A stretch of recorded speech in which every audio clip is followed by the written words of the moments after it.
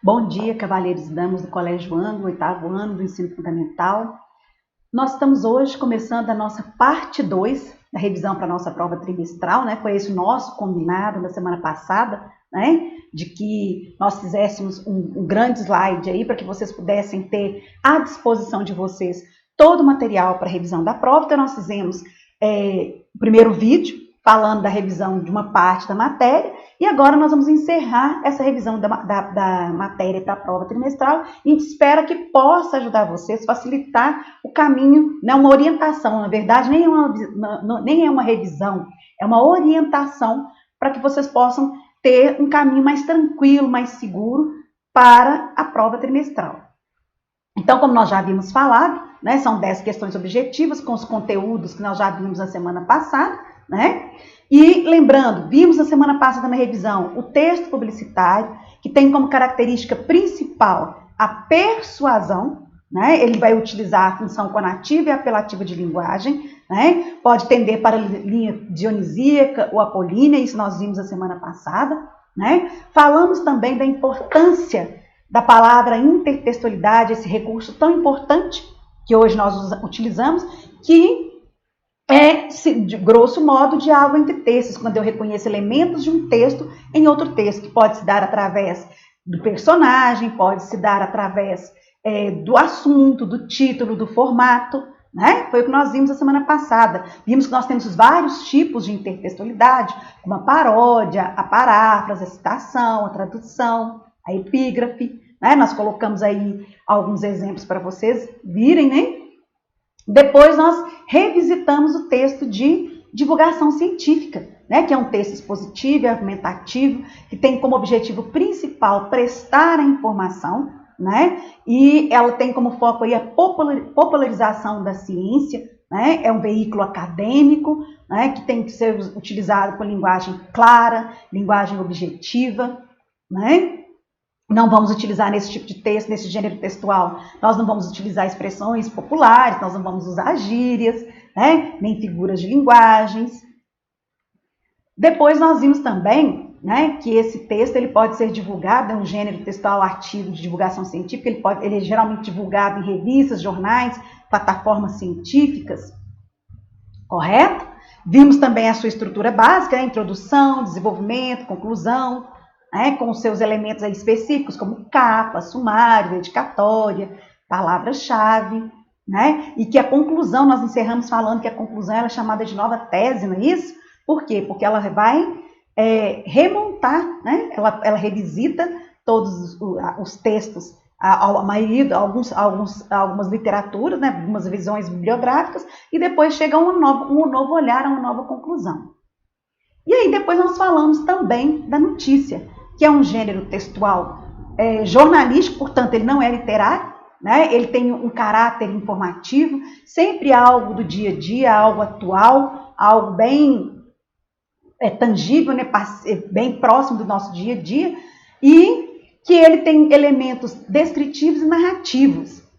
Né? Aí é uma das características básicas desse gênero literário, desse gênero textual, desculpa, que é a notícia, é que ele é de caráter informativo, ele é relativamente curto, predomínio da linguagem formal, da linguagem clara, né? E aí ele tem sempre a estrutura básica, é interessante a gente lembrar, isso é importante para a nossa prova trimestral, eu tenho título principal ou manchete, título auxiliar ou subtítulo, né? E aí depois nós vamos ter o lead, né? O que é o lead? O lead é o resumo da notícia, né? O que aconteceu?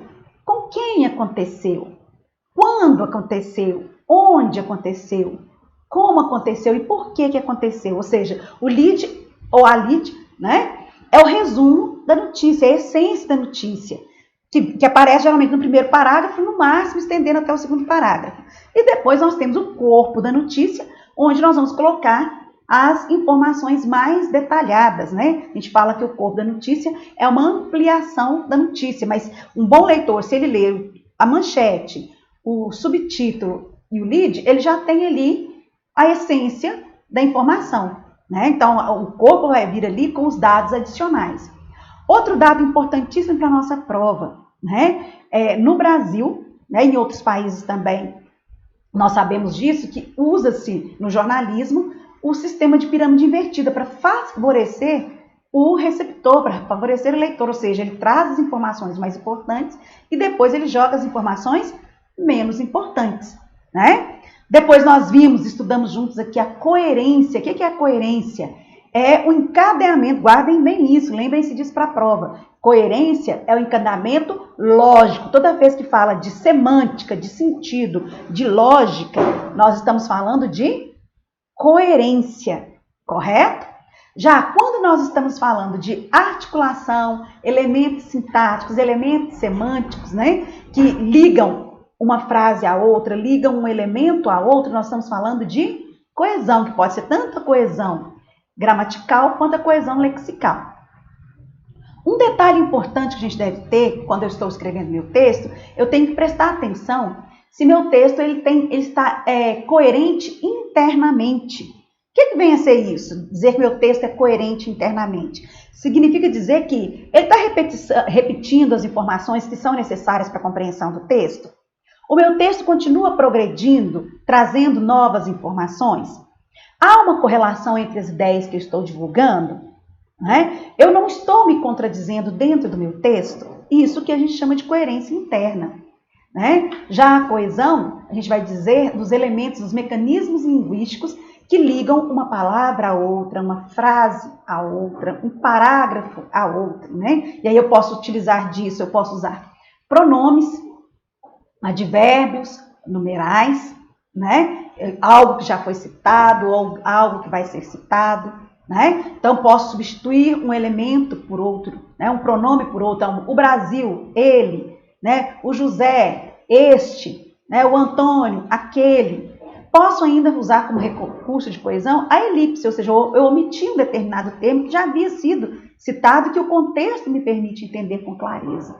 Né? Já a coesão lexical é quando eu vou substituir uma palavra por outra. Então, eu falo Brasil, eu vou trocar Brasil por exemplo, país ou nação. Né? Bom, deu para ter uma noção aí, né, de coesão e coerência? Outro aspecto fundamental e muito importante que nós estudamos durante esse primeiro trimestre, né, que felizmente estamos encerrando com chave de ouro, né, nós estamos conseguindo fazer muito bem feito o nosso trabalho aí, juntos, na equipe grande e com vocês, com a colaboração da família de vocês. Nós falamos da crônica, aí nós caminhamos para a seara do texto literário, correto? É um texto curto, é um texto de uma linguagem simples, que vai retratar o cotidiano. Né? A gente fala que a crônica está ali entre o jornalístico e o literário. Né? O ponto de partida, o mote, são sempre coisas comuns, é o cotidiano. O que caracteriza a crônica é justamente isso. Ela tem como mote o cotidiano, né? E ela convida o leitor aí a olhar para o mundo de uma maneira diferente, né?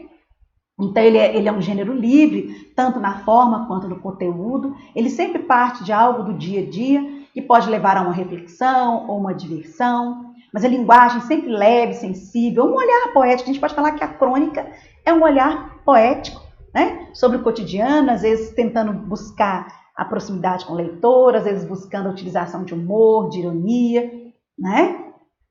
Então, pessoal, com a crônica, nós encerramos, né, a revisão para a nossa prova trimestral. Né? A gente espera que vocês façam bom uso desse material de revisão aí, que possam, né, assistir com calma, com tranquilidade, revisitar lá as anotações de vocês, né, as atividades, as tarefas que nós tivemos, para que vocês possam fazer uma prova, né, tranquila, são 10 questões objetivas, uma prova tranquila, bem feita, à altura da qualidade de trabalho de vocês. Grande beijo, sucesso a todos!